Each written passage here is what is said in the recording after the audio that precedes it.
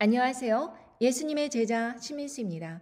오늘 이 시간에는 혼돈에서 진리로라는 제목으로 여러분과 함께 말씀을 나누겠습니다. 먼저 기도로 시작하겠습니다. 하나님 아버지, 오늘도 이렇게 말씀을 깨닫는 지혜를 주시고 함께 나눌 수 있는 기회를 주셔서 감사합니다. 이 혼탁하고 어지러운 세상에서 오로지 하나님 아버지의 말씀을 붙들고 진리를 향해 나아가는 사람들이 되기를 간절히 바랍니다. 이 시간 처음부터 끝까지 성령님께서 인도해 주시는 시간이 되기를 간절히 바라며 저희들의 삶이 진리 가운데로 나오기를 간절히 바랍니다. 이 모든 말씀 우리 주 예수 그리스도 이름 받들어 간절히 기도드리옵나이다. 아멘. 여러분, 오늘의 주제는 참으로 어려운 주제입니다. 우리가 사는 세상이 정말 혼돈과 어지러움과 혼탁함 속에 가득 찼지만 우리 그리스도인들은 진리 가운데서 살고 있다면 항상 밝고 빛 가운데 거하고 그리고 모든 상황을 다 이해할 수 있고 이렇게 살아야지 이게 정상일 텐데 이 세상이 혼탁하면 그냥 내 삶도 어지러워지고 혼탁해지는 것입니다. 그리고 많은 사람들의 의견이 갈리면 이 말이 옳은가 저 말이 옳은가 중심 없이 왔다 갔다 흔들립니다. 그렇기 때문에 이단도 따라가고 사이비 교주들도 따라가고 그러면서 중심을 잡지 못하는 것입니다. 그러나 진리의 굳건히 선다고 하는 것은 하나님 말씀 안에 굳건히 선다는 것입니다. 이 말씀의 능력이 얼마나 중요한지 그것을 깨닫는 것이 얼마나 중요한지 오늘 이 시간 여러분과 나누면서 여러분들께서 성경을 정말 이 생명의 책이다라고 생각을 하시고 매일매일 성경을 읽고 기도를 하시면서 하나님과의 교제에서 날마다 성숙돼가는 그러한 과정이 없다면 앞으로의 삶은 더욱 힘들어질 것이라는 것을 정말 분명하게 여러분들에게 말씀드립니다. 자, 창세기 1장 1절과 2절을 한번 제가 읽어보겠습니다. 태초에 하나님이 천지를 창조하시니라. 땅이 혼돈하고 공허하여 흑암이 깊음 위에 있고 하나님의 신은 수면에 운행하시니라. 여기에서 보면 땅이 아주 혼돈하고 공허하고 흑암의 깊은 곳에 있는 아주 절망 가운데 아무런 빛이라고는 찾아볼 수 없는 그런 가운데 그렇게 세상이 놓여 있었는데 하나님 아버지께서 천지를 창조하시면서 이제 거대한 그 역사가 일어나기 시작한 것입니다. 진화론자들은 하나님께서 창조하셨다는 것을 믿지 않고 이렇게 저렇게 수만 년 동안 진화해 왔다고 이렇게 가설을 내놓고 있지만 우리는 하나님께서 6일 만에 그렇게 천지를 창조하셨다는 것을 믿고 있습니다. 첫째 날서부터 여섯째 날까지 하나님 아버지께서 말씀으로 창조하셨다라고 성경에서는 그렇게 나옵니다.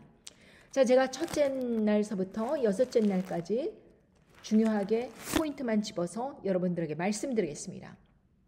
첫째 날 3절에 보면 하나님이 가라사대 빛이 있으라 하심에 빛이 있었고 둘째 날 6절에 보면 하나님이 가라사대 물 가운데 궁창이 있어 물과 물로 나뉘게 하라 하시고 셋째 날 9절에 보면 하나님이 가라사대 전하의 물이 한 곳으로 모이고 묻이 드러나라 하심에 그대로 되니라. 넷째 날 14절에 보면 하나님이 가라사대 하늘에 궁창에 광명이 있어 주야를 나뉘게 하라. 또 그 광명으로 하여 징조와 사시와 일자와 연한이 이루라. 다섯째 날 20절에 보면 하나님이 가라사대 물들은 생물로 번성케 하라. 땅 위 하늘의 궁창에는 새가 나르라 하시고 여섯째 날 24절부터 보면 하나님이 가라사대 땅은 생물을 그 종류대로 내되 육축과 기는 것과 땅의 짐승을 종류대로 내라 하시고 하나님이 땅의 짐승을 그 종류대로 육축을 그 종류대로 땅에 기는 모든 것을 그 종류대로 만드시니 하나님 보시기에 좋았더라. 하나님이 가라사대 우리의 형상을 따라 우리의 모양대로 우리가 사람을 만들고 그로 바다의 고기와 공중의 새와 육축과 온 땅과 땅에 기는 모든 것을 다스리게 하자 하시고 이렇게 사람을 창조하셨습니다. 우리는 하나님의 형상대로 여기에 보면 하나님이 가라사대 우리의 형상이라고 하셨습니다.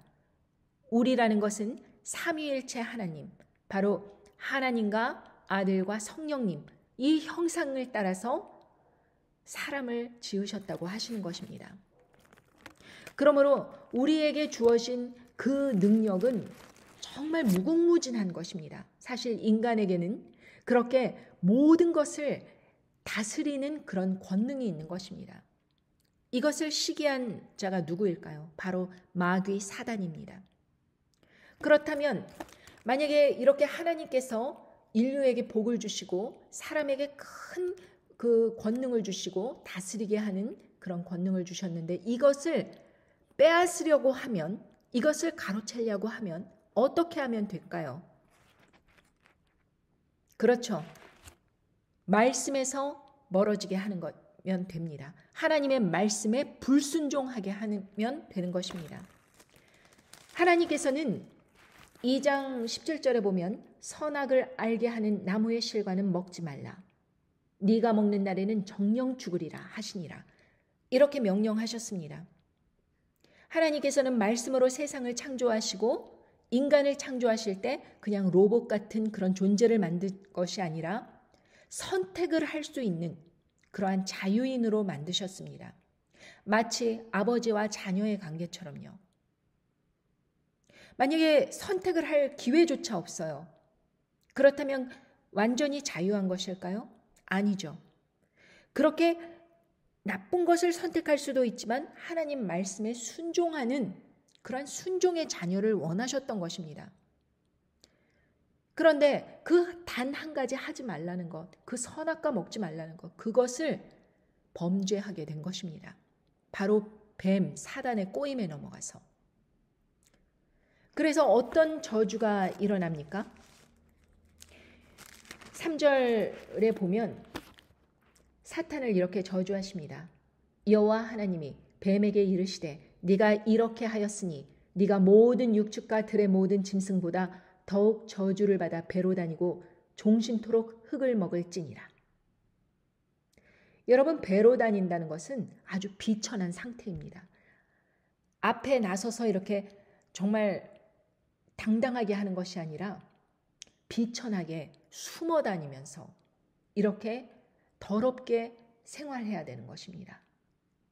그리고 여기 보면 종신토록 그 뱀에게 저주하시기를 종신토록 흙을 먹을지니라 이렇게 하셨는데 어느 과학자가 뱀은 흙을 먹지 않는데요. 제가 그 얘기를 듣고 깜짝 놀랐습니다. 저는 이 말씀을 듣고 뱀이 흙을 먹는 줄 알았습니다. 그런데 뱀은 흙을 안 먹는데요. 그렇다면 이 흙은 도대체 어떤 것을 의미하시는 것일까?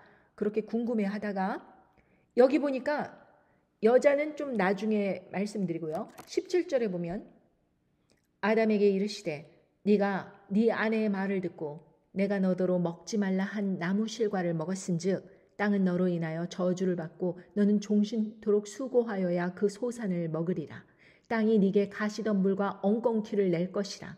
너의 먹을 것은 밭의 채소인즉 네가 얼굴에 땀이 흘러야 식물을 먹고 필경은 흙으로 돌아가리니 그 속에서 네가 취함을 입었음이니라. 너는 흙이니 흙으로 돌아갈 것이니라 하시니라. 놀랍지 않습니까? 바로 뱀 보고 종신토록 흙을 먹을지니라 이렇게 하셨는데 바로 그 흙은 죽은 자들, 그렇게 흙으로 돌아가게 되는 그 죽은 자들의 영혼을 이 사탄이 먹어야지 계속 생명을 유지할 수 있는 것입니다.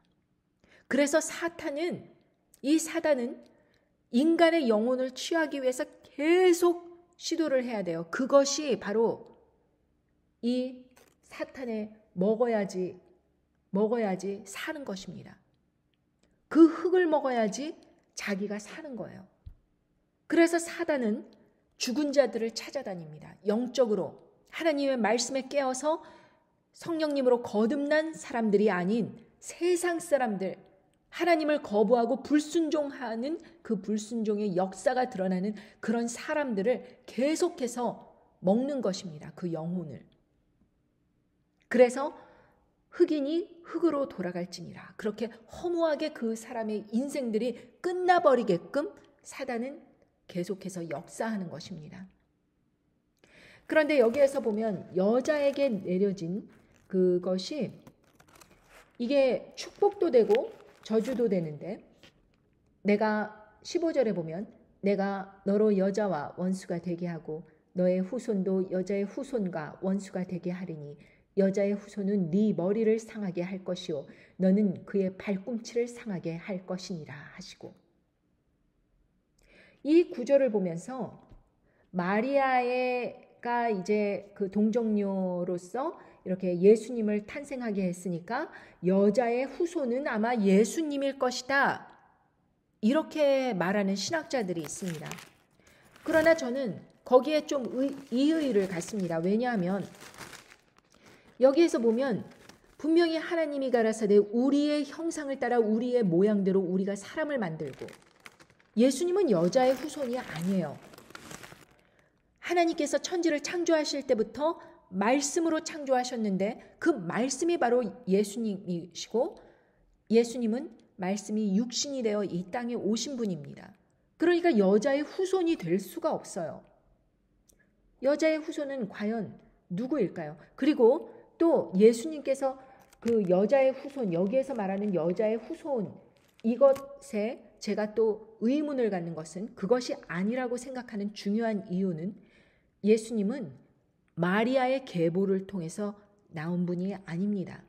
바로 마리아의 남편 요셉의 계보를 통해 나온 분이십니다. 그렇다면 정말 놀라운 일은 그 마태복음 1장 1절서부터 아브라함과 다윗의 자손 예수 그리스도의 세계라, 이렇게 하면서 예수님의 이제 그 족보가 쭉 나오는데, 아브라함이 이삭을 낳고 이삭은 야곱을 낳고 야곱은 유다와 그의 형제를 낳고, 이렇게 쭉 나가면서 16절에 보면 15절부터 엘리옷은 엘리야사를 낳고 엘리야사는 맏단을 낳고 맏단은 야곱을 낳고 야곱은 마리아의 남편 요셉을 낳았으니 마리아에게서 그리스도라 칭하는 예수가 나시니라. 그러니 정말 정직하게 따지자면 예수님의 족보에 들어간 사람은 마리아가 아니라 바로 남편 요셉이었던 것입니다.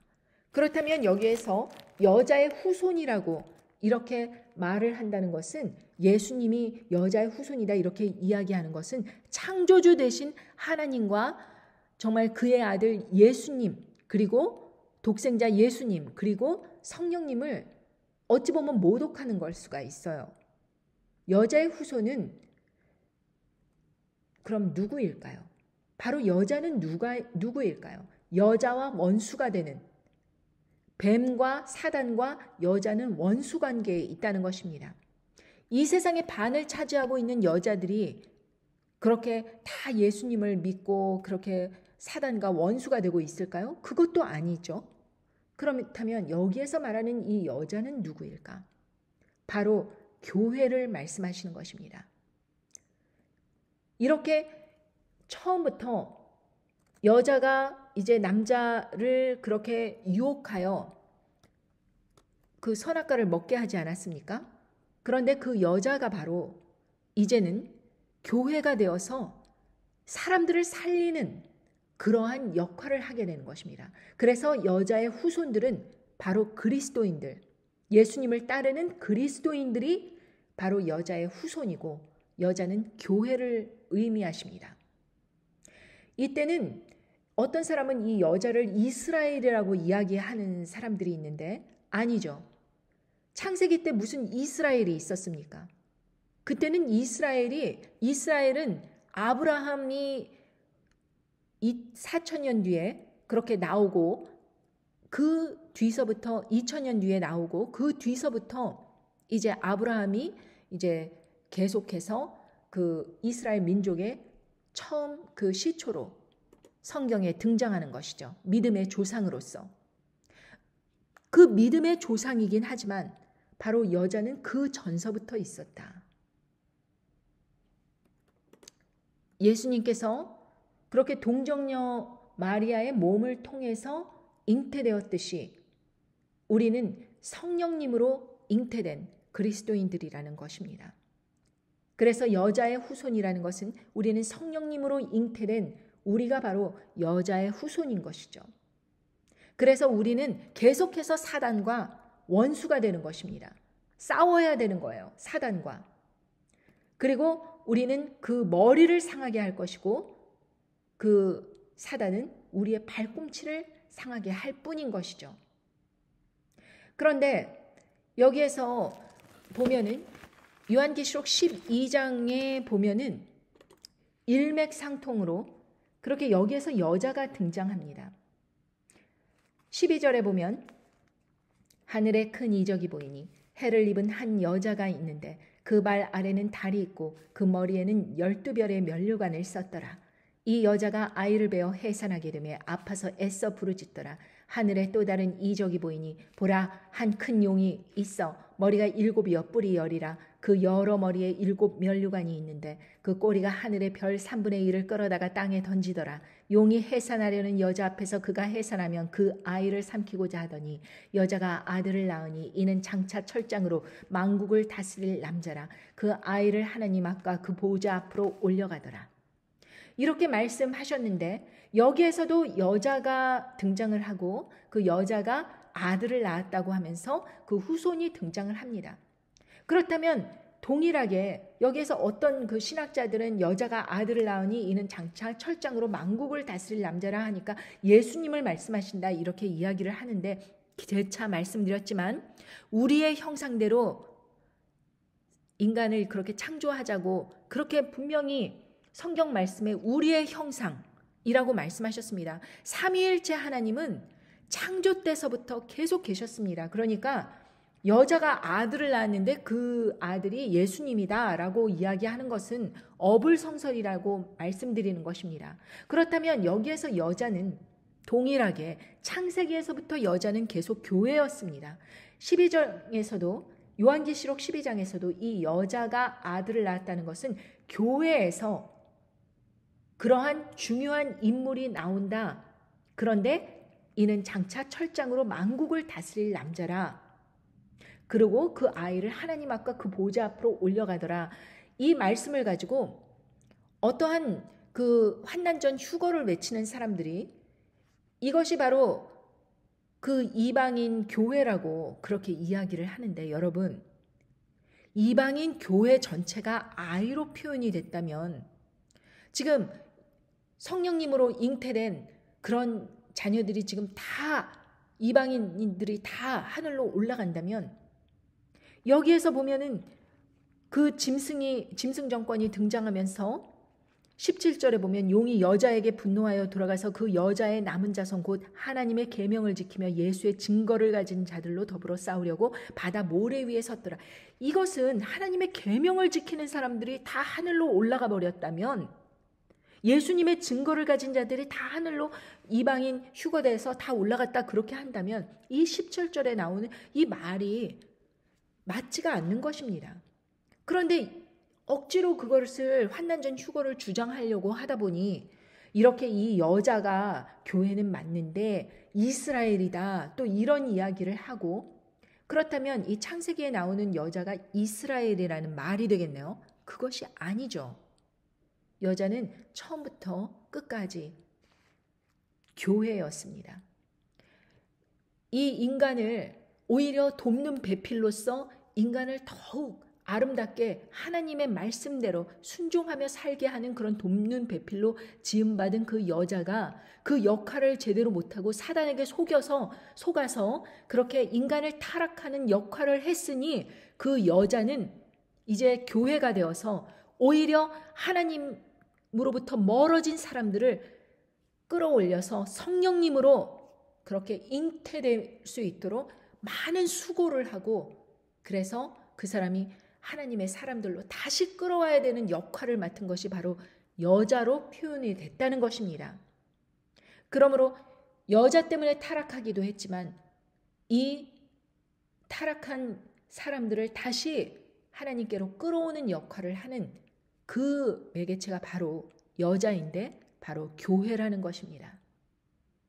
그래서 여기에서 보면 그럼 이 아들은 누구냐? 여기에서 보면 여기에 힌트가 나옵니다. 6절에 보면 그 여자가 광야로 도망하매 거기서 1260일 동안 저를 양육하기 위하여 하나님의 예비하신 곳이 있더라. 이렇게 말씀하십니다. 자, 1260일 이거 어디서 들어보지 않았습니까? 여러분, 이 1260일이 어디서 등장하느냐? 바로 두 증인 여기에서 등장합니다. 11장에 보면 3절에 보겠습니다. 요한계시록 11장 3절 내가 나의 두 증인에게 권세를 주리니 저희가 굵은 베옷을 입고 1260일을 예언하리라. 일맥상통하지요? 바로 여기에서 그 아이는 두 증인이었던 것입니다. 예수님께서도 이 땅에 말씀으로 육신이 되어서 이렇게 오셨을 때 예수님을 알아보지 못했습니다. 세상이 알아보지 못했고 그와 더불어 사단도 이 예수님을 찾으려고 그렇게 눈에 불을 켜면서 그냥 많은 아이들 2세 이하의 영아들을 막 죽이기까지 하면서 대량 학살을 하기까지 하면서 그렇게 예수님을 찾으려고 노력을 했지만 예수님을 찾지 못했습니다. 그와 똑같이 이 두 증인이 세상에 존재함에도 불구하고 사단은 이 두 증인의 정체를 모른다는 것입니다. 세상은 이 두 증인의 정체를 모르고 또 놓쳐버려요. 예수님 때와 똑같이. 그가 해산하면 그 아이를 삼키고자 하더니 여자가 아들을 낳으니 이는 장차 철장으로 만국을 다스릴 남자라. 그 아이를 하나님 앞과 그 보좌 앞으로 올려가더라. 예수님께서도 이 세상에 3년 반 동안 사역을 하실 동안 아무도 그 사역을 회방하지 못했습니다. 왜? 하나님의 때가 차야 되기 때문에. 그런데 마찬가지로 이 두 증인이 1260일 동안 그렇게 예언을 할 동안 아무도 이 두 증인을 건드리질 못합니다. 11장 6절에 보면 이 두 증인이 이제 어떤 일을 하는지 나옵니다. 11장 5절, 요한계시록 11장 5절. 만일 누구든지 저희를 해하고자 한즉 저희 입에서 불이 나서 그 원수를 소멸할지니 누구든지 해하려 하면 반드시 이와 같이 죽임을 당하리라. 저희가 권세를 가지고 하늘을 닫아 그 예언을 하는 날 동안 비 오지 못하게 하고 또 권세를 가지고 물을 변하여 피 되게 하고 아무 때든지 원하는 대로 여러 가지 재앙으로 땅을 치리로다.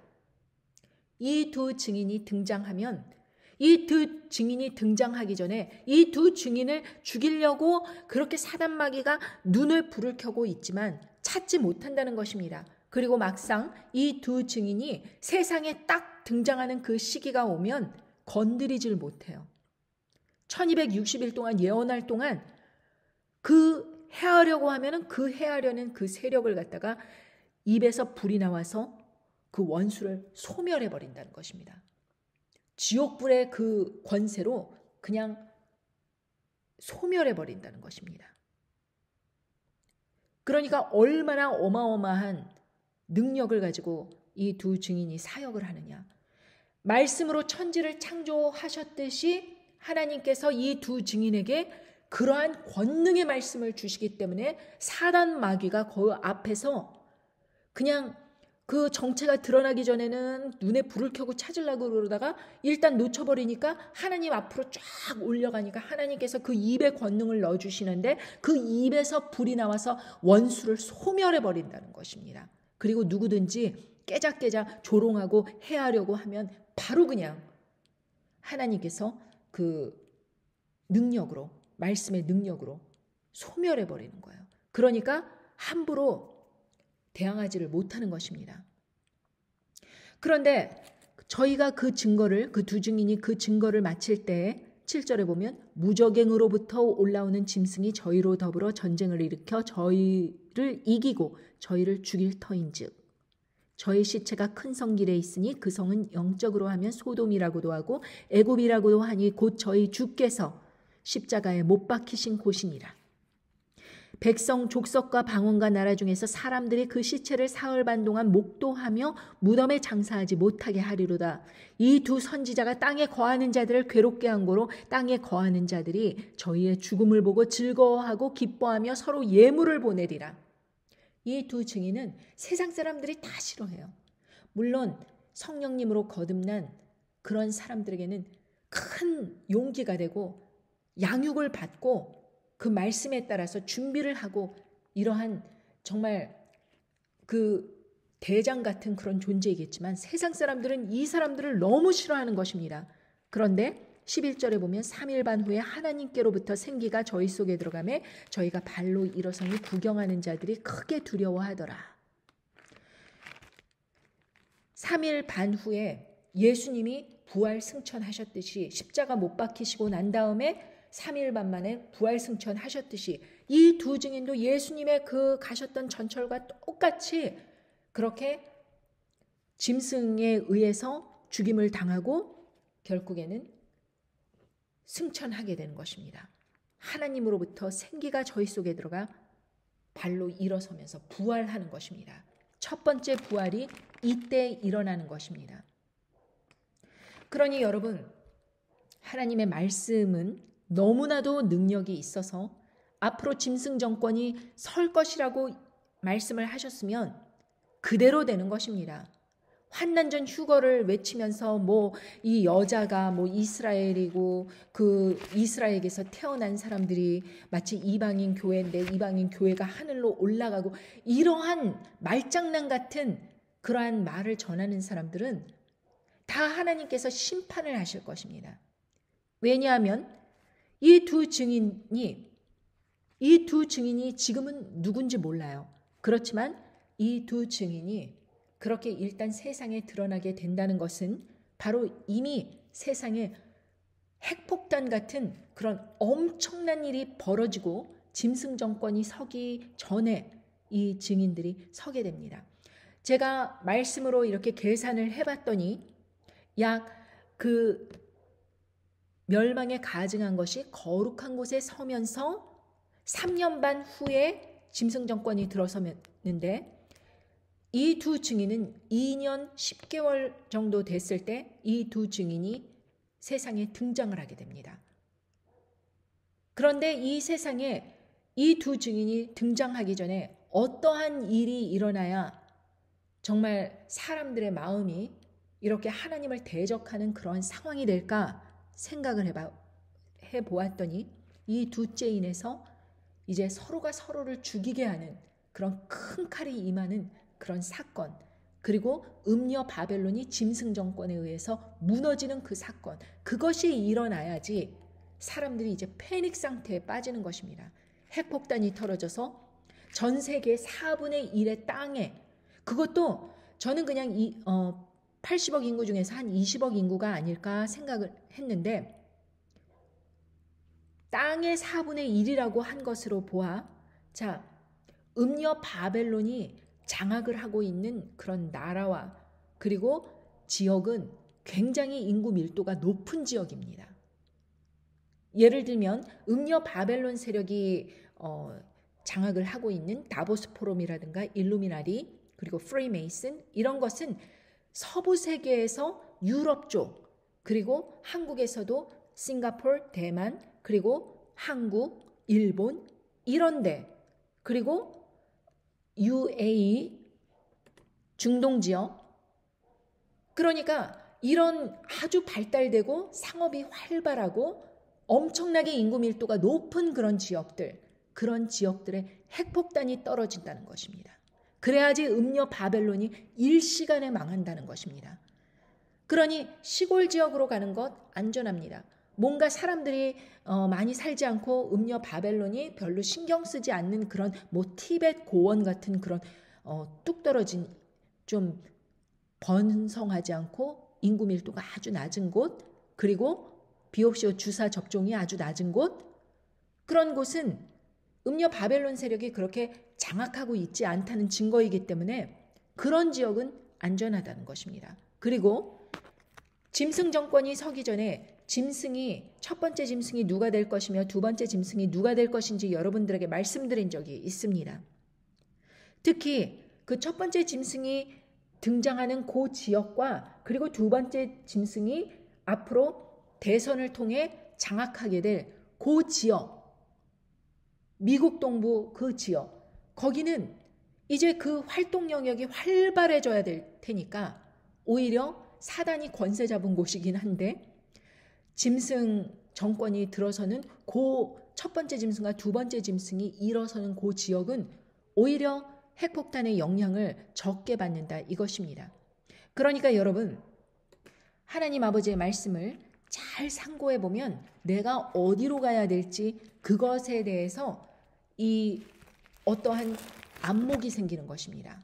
내가 무엇을 어디에 투자해야 되고 앞으로 어디다가 땅을 사둬야 되고 내가 어디로 가야 되고 이런 모든 것들이 생각이 돼야 되는데 이 성경 말씀을 갖다가 그냥 계속 이단 말 쫓아다니고 환난전 휴거 쫓아다니고 아무런 생각 없이 그냥 가만히 있다가 열심히 막 저 사람들 말 쫓아다니면은 그냥 어떻게 되느냐 아무런 무방비 상태로 음녀 바벨론이 정권을 잡은 그런 활발하게 정말 그 역할을 하는 그런 지역에 남아갖고 개죽음 당하는 것입니다. 첫 번째 부활에 참여하지 못하는 것입니다. 믿음이 있다면 아마도 두 번째 부활, 천년 왕국이 끝나고 두 번째 부활 때는 생명책의 이름이 있다면 그 사람들이 이제 생명으로 나오겠죠. 저는 참으로 답답한 것이 무엇인가 하면 제가 3년 전에 올렸던 그런 영상들을 보니까 지금 말하는 이 내용과 아주 동일한 메시지들을 계속 같은 메시지를 이런 관점에서 저런 관점에서 계속 여러분들에게 설명을 드렸는데 첫 번째로 제가 놀란 것은 내가 바꾸지 않았구나. 의견을 바꾸지 않았구나. 그것에 때문에 놀랐고 그래서 이것이 성령님으로부터 나온 지혜라는 것을 제가 스스로 깨달았고 두 번째로는 사람들이 어떻게 이렇게 정말 반응이 없을 수 있을까? 모든 사단적인 이야기는 열심히 쫓아가면서 막 10만 구독자, 20만 구독자 이러고 하고 있는데 진정으로 자기에게 혜택이 되고 정말로 자기의 생명을 살리는 그러한 말씀을 전하는 그러한 위즈덤, 지혜에는 귀를 닫아버린다라는 것입니다. 분명히 사람들이 이 얘기를 듣고 깜짝 놀라서 사람들에게 주위 사람들에게 전하기도 했지만 하나님의 심판이 뭘 온다 그래. 그런 얘기 듣지 마. 이단이야. 뭐 이런 식으로 프레임을 짜서 그렇게 닫아버리면 금방 기죽어서 괜히 나도 괜히 동요하지 말아야겠다. 이러면서 준비하려 그러다가도 안 하게 되는 그러한 일들을 보고서는 참 성경 말씀으로 그렇게 깨어서 준비하지 않으면 다 눈 감고 자는다는 그 예수 그리스도의 표현이 정말 정확한 표현이구나라는 것을 제가 다시 한번 깨닫습니다. 준비해라 준비해라 아무리 설명을 드려도 이제 곧 전 세계에 어마어마한 전쟁이 터진다. 그래서 음녀 바벨론이 하루아침에 멸망을 한다고 성경에 나와 있다. 요한계시록 말씀을 들어서 그렇게 설명을 드렸는데도 이 음녀 바벨론은 먼 훗날 나중에 그렇게 하는 거고 짐승 정권부터 설 거라고 이러고 말씀을 그렇게 잘못 오해를 하는데 잘 생각해 보십시오. 짐승 정권이 쓰려면 이 세상의 왕들을 지배하고 있는 음녀 바벨론 세력을 무너뜨려야지 비로소 짐승 정권이 서서 단일 정권으로 이 전 세계를 그렇게 통치하게 되는 것 아니겠습니까? 너무도 당연한 것입니다. 말씀을 보겠습니다. 요한계시록 17장 16절부터 보겠습니다. 네가 본 바 이 열불과 짐승이 음녀를 미워하여 망하게 하고 벌거벗게 하고 그 살을 먹고 불로 아주 사르리라. 하나님이 자기 뜻대로 할 마음을 저희에게 주사 한 뜻을 이루게 하시고 저희 나라를 그 짐승에게 주게 하시되 하나님 말씀이 응하기까지 하심이니라. 네가 본 바 여자는 땅의 임금들을 다스리는 큰 성이라 하더라. 여기에서 이 여자는 바로 바벨론 음녀를 말씀하십니다. 요한계시록 17장 5절에 보면 그 이마에 이름이 기록되었으니 비밀이라 큰 바벨론이라 땅의 음녀들과 가증한 것들의 어미라 하였더라. 비밀스럽게 움직이는 일루미나티 프리메이슨 조직, 다보스 포럼, 전 세계를 그렇게 움직인다. 그레이 리셋을 하겠다. 이러는 큰 바벨론인데 땅의 음녀들과 가증한 것들의 어미인 이런 사람들이 바로 이 여자는 땅의 임금들을 다스리는 큰 성이라 이렇게 분명히 말씀을 해주셨는데 이 여자가 짐승에 의해서 망하게 하고 벌거벗게 하고 그 살을 먹고 불로 아주 사르리라 이렇게 무너진다는 것입니다. 그런데 18절 8절에 보면 요한계시록 18장 8절에 보면 그러므로 하루 동안에 그 재앙들이 이르리니 곧 사망과 애통과 흉년이라 그가 또한 불에 살라지리니 그를 심판하신 주 하나님은 강하신 자이심이니라. 이렇게 연결이 되는 것입니다. 짐승 정권이 서기 위해서 이 음녀 바벨론 세력이 무너진다. 그런데 사람들은 음녀 바벨론 세력의 영향권 아래에 있는 그러한 나라들, 서유럽, 호주, 중국, 한국, 일본, 동남아, 싱가포르, 홍콩, 여러분 UAE 특히 거기는 중동에서 가장 부자들만 모인 곳이에요. 그리고 이스라엘도 위험합니다. 예루살렘이 온 적을 만들어요. 그러니 이 유대에 있는 사람들, 이 유대인들은 사실 여러분 음녀 바벨론을 주축을 이루고 있는 사람들이 유대인이라는 것은 누구나 압니다. 일루미나리, 프레이메이슨 그리고 그것에 의해서 또 미국 정부가 많이 그 이스라엘 그 유대인들을 지원하고 있지요. 그러니 이스라엘에는 수많은 유대인들이 그런 악한 영향을 받아서 그곳에서 동성애가 창궐하고 에이즈도 많고 그리고 그 백신 그것도 굉장히 접종률이 높습니다. 하나님 아버지께서 그 육신의 이스라엘 그러니까 유대인이라고 주장하는 그 사람들의 정체에 대해서 어떻게 말씀하시냐. 요한계시록 2장 9절에 보면 내가 네 환난과 궁핍을 아노니 실상은 네가 부요한 자니라. 자칭 유대인이라 하는 자들의 회방도 아노니 실상은 유대인이 아니요 사단의 회라. 유대인이 아니고 사단의 회라고 말씀하셨습니다. 그러니까 하나님께서 이스라엘 땅에 있는 그 유태인들을 바라보는 그 시각이 사람들이 말하기를 그 사람들은 우리 믿음의 조상 아브라함이 낳았으니까 하나님께서 그 사람들을 특별히 예뻐하셔 이렇게 생각을 하는데 그것이 아니라 사단의 회라고 생각을 하신다는 것입니다. 이것은 한 번만 그러신 것이 아니라 요한계시록 3장 9절에 보면 보라 사단의 회 곧 자칭 유대인이라 하나 그렇지 않고 거짓말하는 자들 중에서 며칠 네게 주어 저희로 와서 네 발 앞에 절하게 하고 내가 너를 사랑하는 줄을 알게 하리라. 하나님께서 말씀하시는 이스라엘은 바로 이방인 교회의 이런 차원이 아니라 바로 우리 자신 성령님으로 거듭난 여자의 후손 바로 교회의 그 성령님으로 거듭난 우리가 바로 이스라엘이라는 것입니다. 이 말씀을 듣는 사람들 중에 그냥 말씀이 그렇다니까 이렇게 들어갔고 nothing to lose 잃을 건 없잖아. 사람들 종교 하나쯤 갖고 있고 이러면서 예수님을 믿는 그런 사람들 말고 진정으로 예수님 안에서 성령님 안에서 거듭난 사람들 말씀으로 인해서 생이 뒤집어진 사람들 그런 사람들을 말씀하시는 것입니다. 그런데 그런 사람들은 짐승의 그 정권이 들어설 때 지금 무장을 하고 있어야 돼요. 말씀으로 무장을 하고 그리고 많은 준비를 하고 싸울 준비를 해야 되는 것입니다. 그런데 이 환난전 휴거를 외치는 사람들은 그 무장 해제를 시켜요. 다 넋놓고 앉아 있으라고. 가만히 있으면 그냥 휴거시켜준다고. 생각해 보십시오. 왜 하나님께서 예수님의 12사도들이 대부분이 거의 다가 다 순교를 당하게 허락하셨겠습니까? 하나님 아버지께서는 천국에서 큰 상을 준비하고 있는 사람들에게 순교를 허락하십니다. 그렇다면 만약에 이 중에서도 이방인 교회에서도 순교할 사람들이 있어요. 큰 상을 받을 기회가 있어요. 그런데 왜 그 사람들을 시험을 보게 하지 않으시고 그냥 하늘로 냉큼 올리신다는 말씀입니까?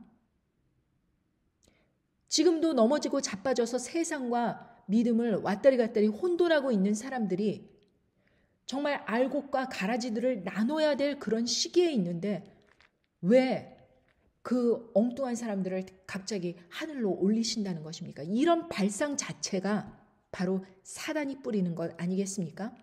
자기도 시인을 해요. 이런 환난전 휴거를 외치는 사람들이 자기도 시인하기를 환난전 휴거를 준비하는 성도와 환난 후가 될 거라고 이야기하는 사람들의 그 근본적으로 차이가 있다. 준비하는데 차이가 있다. 자기도 인정을 해요. 들어볼까요? 환난 전에 휴거가 있을 것인지 환난 후에 휴거가 있을 것인지 이게 또 굉장히 중요한 거예요. 이게 엄청난 차이예요. 환난 전에 휴거가 있는 것과 환난 후에 휴거가 있는 거는 엄청난 차이가 있어요. 왜냐하면 환난 전에 휴거가 있으면 우리가 무엇을 준비할까요? 어떻게 예수님의 거룩한 신부로 준비할 수 있을까를 고민하겠죠. 근데 만약에 환난 후면 환난을 어떻게 통과할까? 그렇죠. 어떻게 하면 환난을 통과할 수 있을까? 와, 이거 엄청난 문제예요. 7년이라는 환난의 기간이 있는데 이걸 통과해야 예수님 오신대.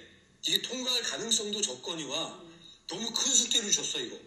7년을 통과해야 돼. 그래서 환난 전 휴거, 환난 후 휴거 이거를 분명하게 아는 게 굉장히 중요해요. 그래서 자, 여러분. 7년을 통과하는 게 아닙니다. 우리는 벌써 2021년도 그 어느 시점서부터 1290일, 전 3년 반 안에 우리가 지금 살고 있는 것입니다. 지금 기다리고 있는 것은 이제 짐승 정권이 등극하기 위해서 이 음녀 바벨론 세력, 그레이 리셋 세력을 무너뜨려야 되는 것입니다. 근데 얼마 전에 그 두 번째 짐승으로 간주되는 그 사람도 CBDC 그거 지원하지 않겠다, 그거 동의하지 않는다 이렇게 나오기 시작했습니다. CBDC 누구 작품이에요? 바벨론 음녀 딥스테이트 작품입니다. 걔네들이 준비해 놓은 거 그거 소용없어요. 그냥 강권적으로 짐승의 우상에게 경배하게 하고 그게 먼저 일어나고 그 다음에 거기에 순종하지 않는 사람은 몇이든지 다 죽인다고 분명히 말씀에 나왔고 그리고 나서 짐승의 표를 나눠주면서 그 짐승의 우상에게 끝까지 경배 안 한 사람들이 생필품 때문에 기어 나올 때 그 표를 갖고 있지 않음으로 인해서 죽이겠다 이겁니다. 색출해내는 목적이 바로 짐승의 표예요. 그러니까 짐승의 우상에게 경배하는 일이 먼저 있기 때문에 CBDC 자체가 이게 무슨 뭐 중요하냐 안 중요하냐 이게 차원이 그게 아닙니다. 자 보십시오. 핵전쟁이 일어났습니다. 사람들은 다 기근으로 들어갑니다. 두 번째 인에서 큰 칼이 임하고 난 다음에 세 번째 인에서 엄청난 그 기근이 덮칩니다. 그래서 식량값이 폭등을 하게 돼요. 땅이 황폐해져 갖고 더 이상 공작물을 생산해낼 수 없는 거예요. 그러니까 어떻게 되느냐? 다 뭐 소나 이런 돼지들도 다 여물을 먹어야 되는데 그런 것조차 이제 없어지게 되는 것입니다. 그러니 이 세상은 아비규환처럼 그냥 식량이 금과 은보다 더 비싼 그러한 시대가 오는 것입니다. 그러면 어떻게 되느냐? 사람들은 그 의식주를 해결해 주겠다는 그 짐승 정권에게 이제 경배하게 됩니다. 하라는 대로 합니다. 그것이 중요하다고 하니까 경배하는 거 그게 뭐 중요하겠느냐? 그러고 다 따라갑니다. 마치 비옵시오 주사가 생존에 그렇게 위협을 가하지도 않는데 사람들 다 스스로 알아서 97%가 맞았잖아요. 한국도. 그런 식으로 가족 중에서 안 받으려고 너 때문에 괜히 연좌제 걸려갖고 지금 집안이 다 뒤집어지게 생겼어. 이래 가면서 신고를 합니다. 그러면은 가족들을 신고하니까 또 끌려와요. 그러고 나서 식료품도 배달받고 이런 식으로 생계를 유지하면서 다 짐승 정권에게 그렇게 경배를 하게 되는 그런 상황으로 오는 것입니다. 그리고 나서 짐승의 표도 그렇게 받으라 그러니까 이미 짐승에게 경배를, 짐승의 우상의 형상에게 경배를 한 사람들은 이미 하나님의 말씀에 불순종한 그 이유로 구원에서 떨어져 나갔으니 그 사람들이 표를 준다고 한들 그것이 그렇게 대수겠습니까? 예수 그리스도를 온전히 믿고 열심히 믿었어도 그렇게 짐승의 우상에게 경배하는 일이 이미 벌어진다면, 그래서 경배하지 않는 자들은 몇이든지 다 죽인다고 하는 그 말씀대로 그렇게 이루어진다면, 이미 사람들은 야, 표가 중요해, 표만 안 받으면 돼, 이렇게 우매한 말을 하면서 하나님의 말씀을 배도하고 하나님 한 분만 섬기라고 하였는데, 그 짐승의 우상에게 경배하는 그런 일들은 아무것도 아니라고 하면서 그때에도 경배를 하게 될 것입니다. 그리고 나서 그 사람들에게 표를 준다 한들 이것은 회복 불가능한 것입니다. 후 3년 반으로 들어가면 요한계시록 13장 5절에 보면 또 짐승이 큰 말과 참남된 말 하는 입을 받고 또 42달 동안 일할 권세를 받으니라. 딱 3년 반 동안 일합니다. 42달, 3년 반. 그런데 이 기간 동안에 끝까지 그렇게 타협하지 않는 그러한 과정이 있어야 되는데, 적어도 3년 반을, 적어도 4년 동안을 견딜 수 있는 그런 식량을 비축해 둬야 되는데 사람들이 그렇게 하지를 못해요. 그냥 1개월, 2개월 먹을 식량이면 다 끝나버리는 것입니다. 그러니 그 다음서부터는 아사로 죽어야 된다. 그러면은 아사로 죽지 않으려면 어떻게 해야 되냐? 여기 보니까 14절에 보면 짐승 앞에서 받은 바 이적을 행함으로 땅에 거하는 자들을 미혹하여 땅에 거하는 자들에게 이르기를 칼에 상하였다가 살아난 짐승을 위하여 우상을 만들라 하더라. 저가 권세를 받아 그 짐승의 우상에게 생기를 주어 그 짐승의 우상으로 말하게 하고 또 짐승의 우상에게 경배하지 아니하는 자는 몇이든지 다 죽이게 하더라. 이때부터 본격적인 순교가 벌어지는 것입니다. 여기에서도 보면 요한계시록 14장 12절에 보면 성도들의 인내가 여기 있나니 저희는 하나님의 계명과 예수 믿음을 지키는 자니라. 또 내가 들으니 하늘에서 음성이 나서 가로되 기록하라. 자금 이후로 주 안에서 죽는 자들은 복이 있도다 하시매 성령이 가라사대 그러하다 저희 수고를 그치고 쉬리니 이는 저희의 행한 일이 따름이라 하시더라. 자금 이후로 그렇게 짐승의 표 사건, 그 짐승에게 경배하지 않는다고 순교당하는 그 사건서부터 짐승의 표를 받지 않고 계속 죽어나가는 거예요, 사람이. 그런데 그런 상황 속에서 죽는 사람들, 그 짐승 정권이 들어서면서 이제 경배하지 않는다고 죽고 표 받지 않는다고 죽고, 그런 사람들, 이 이후로 주 안에서 죽는 자들은 복이 있다. 그러니까 저항하다 죽는 사람들은 복이 있다 하시는 것입니다. 이 사람들은 또 어떻게 연결이 되느냐? 요한계시록 20장 4절에 보면 또 내가 보좌들을 보니 거기 앉은 자들이 있어 심판하는 권세를 받았더라. 내가 보니 예수의 증거와 하나님의 말씀을 인하여 목배임을 받은 자의 영혼들과 또 짐승과 그의 우상에게 경배하지도 아니하고 이마와 손에 그의 표를 받지도 아니한 자들이 살아서 그리스도로 더불어 1000년 동안 왕노릇하니 그 나머지 죽은 자들은 그 1000년이 차기까지 살지 못하더라. 이는 첫째 부활이라. 이 첫째 부활에 참여하는 자들은 복이 있고 거룩하도다. 둘째 사망이 그들을 다스리는 권세가 없고 도리어 그들이 하나님과 그리스도의 제사장이 되어 1000년 동안 그리스도로 더불어 왕노릇하리라.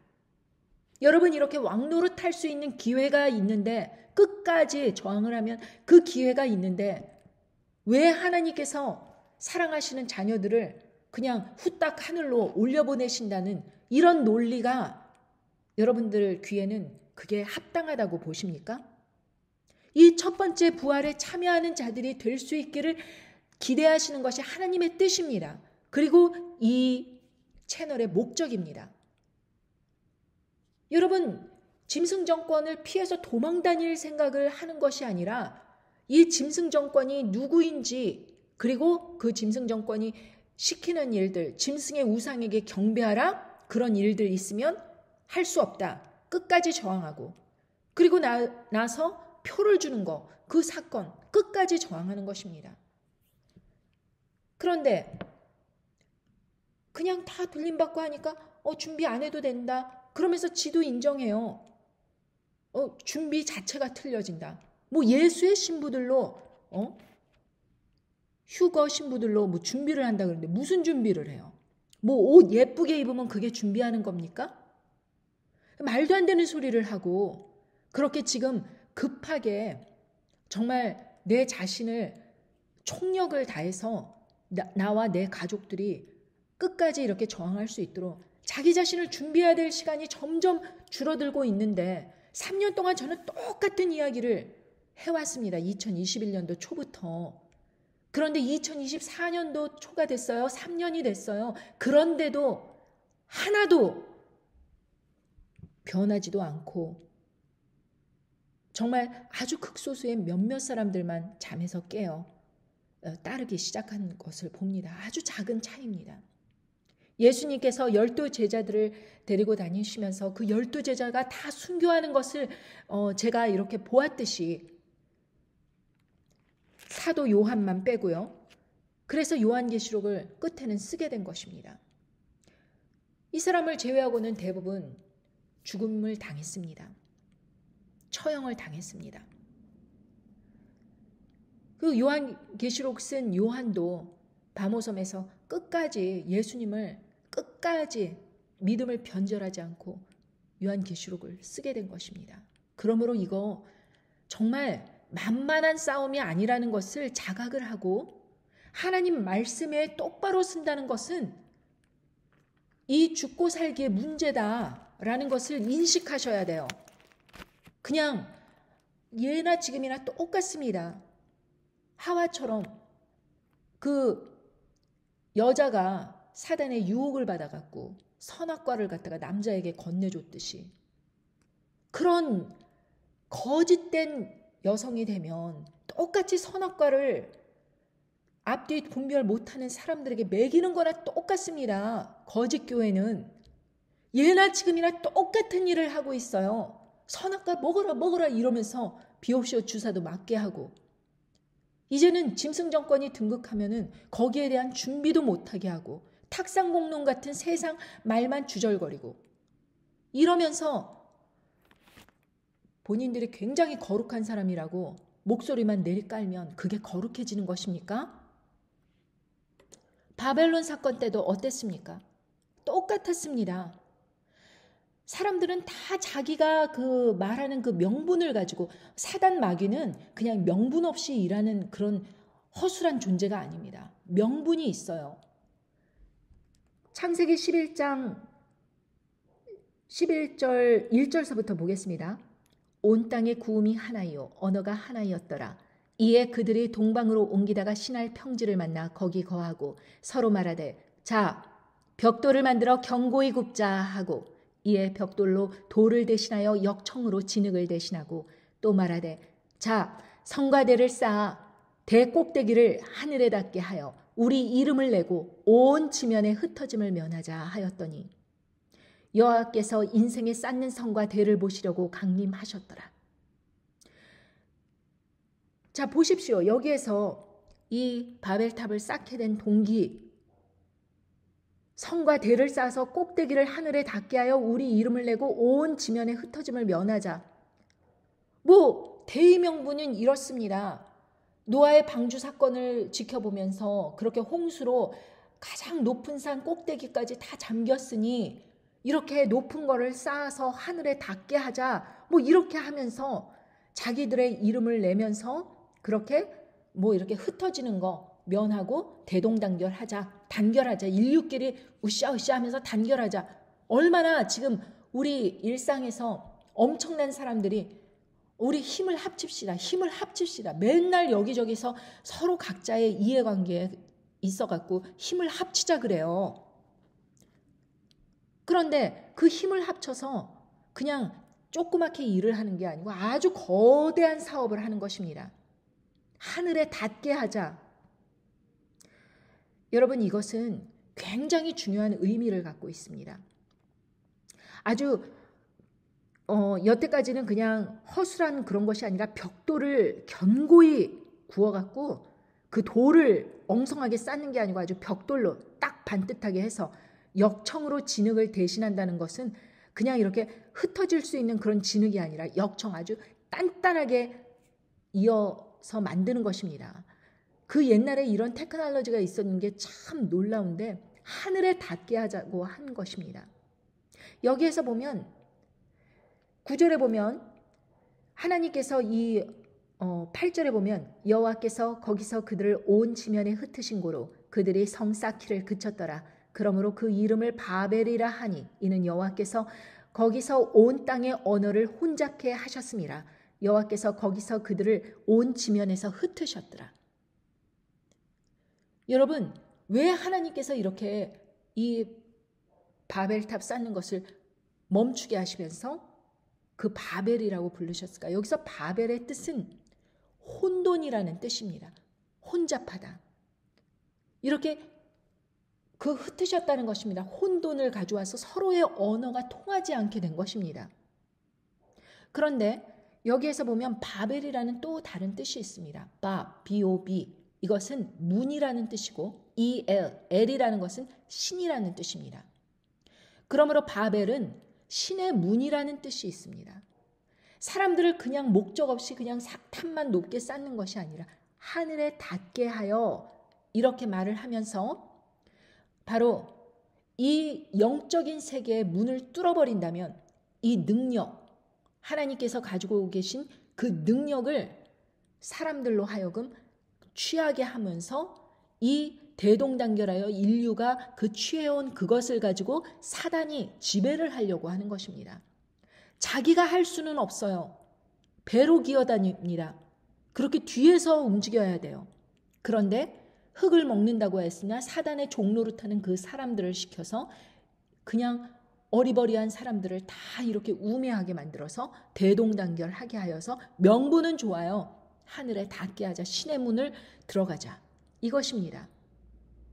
그래서 하나님의 그 위치를 넘보려는 그 교만을 선악과 먹었던 것처럼 똑같이 하나님과 같이 되어 눈이 밝아져서 이렇게 선악을 알게 된다. 막 이렇게 꼬셨을 때처럼 똑같이 하여서 하늘 문을 뚫어버리려는 그 교만을 실행에 옮기는 것입니다.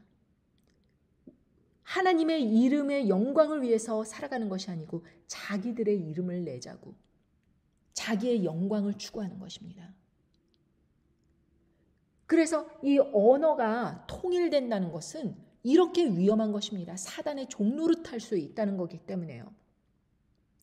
그래서 하나님께서 그 벌로 온 땅의 언어를 혼잡케 하셨어요. 그러니까 일치단결할 수가 없는 것입니다. 이 말을 하면 서로 못 알아들어요. 그러니까 협력할 수가 없어서 각자의 그 이해관계대로 그냥 계속 뻗어나가는 것입니다. 그래도 하나님께서는 이렇게 사단의 편에 서서 인류 전체가 멸해지는 그것을 막으시려고 하나님께서 이렇게 은혜를 주셔서 언어를 흩으신 것입니다. 그런데 그 언어를 갖다가 또 다시 뭉치려고 사단은 시도를 했어요. 무엇을 통해서? 컴퓨터를 통해서.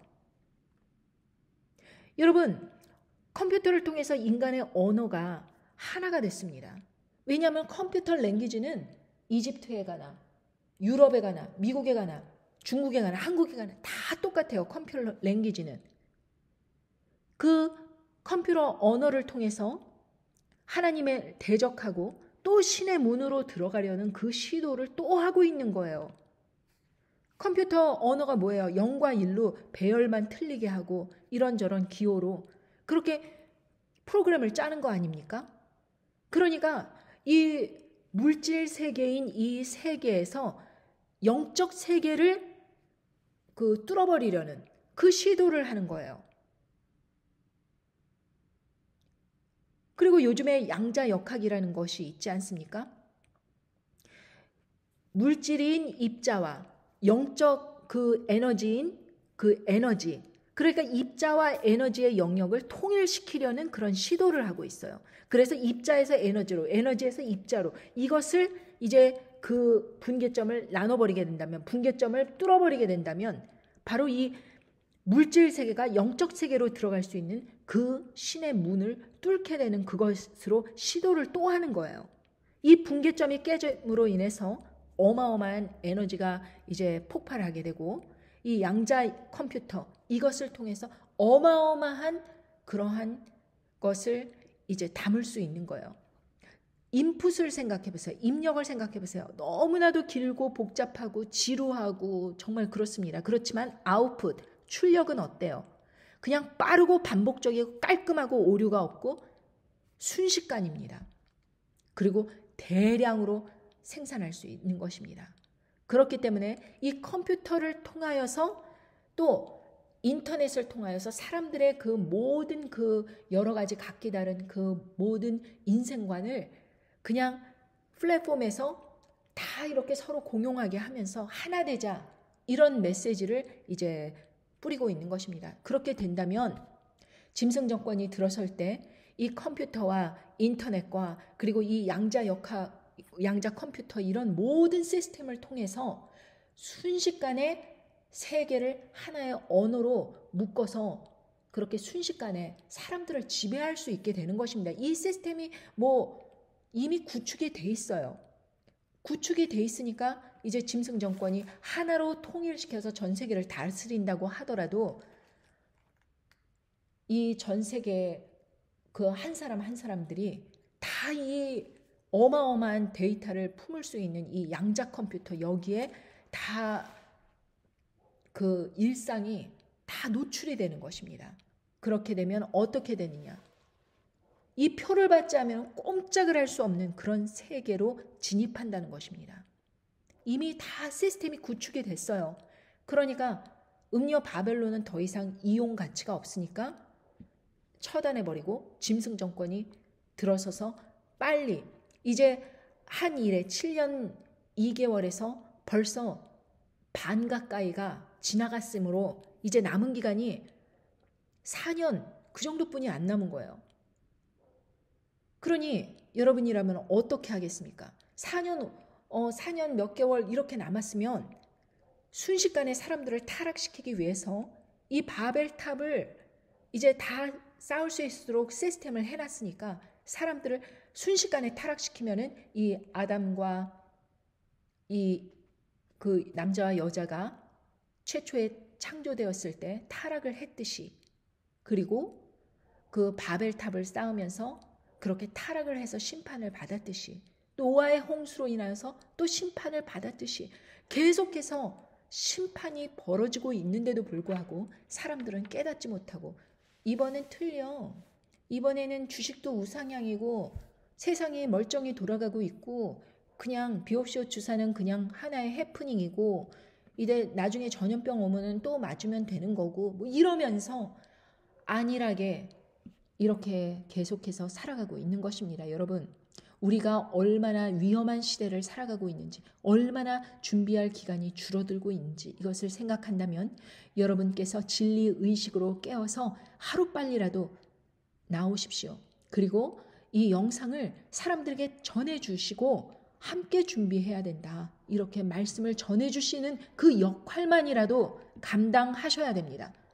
본인도 깨어나지 않고 주위 사람들도 깨우치지 않고 그냥 세워라 내워라 하고 있다면 여러분들께서 언제 이렇게 미혹에 이끌려서 세워라 내워라 다 방치하고 난 다음에 여러분은 반드시 후회하는 그날을 맞이하게 될 것이다 라는 것이 저의 간곡한 그런, 여러분들께서 그런 상황이 되지 않기를 원하는 것이 저의 간곡한 부탁입니다.